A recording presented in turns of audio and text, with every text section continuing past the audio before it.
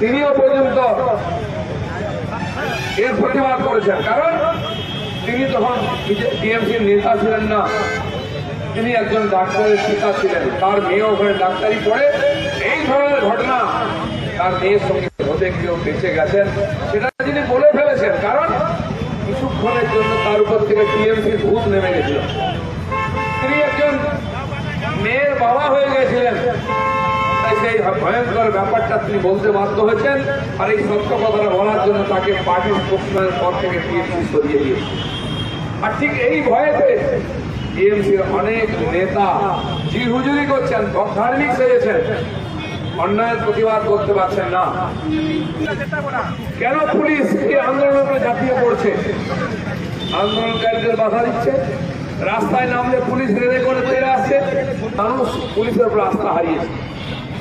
লোকে সিবিআই চাইছে, এই পুলিশ সিআইডি স্পেশাল টিম পুলিশের এসটিএফ কারো উপরে ভরসা নেই, সিবিআই চাইছে মানুষ, কারণ এখানকার পুলিশ সত্যকে বার করে না, সত্যকে চাপা দেয়।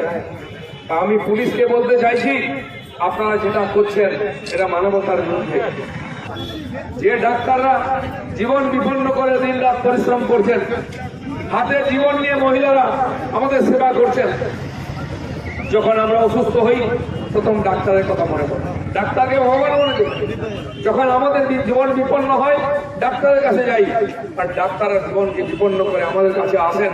করোনার সময় আমরা দেখেছি, অন্য সময় দেখেছি, সেই ডাক্তাররা নার্সরা মাসের পর মাস বাড়ি আসেননি।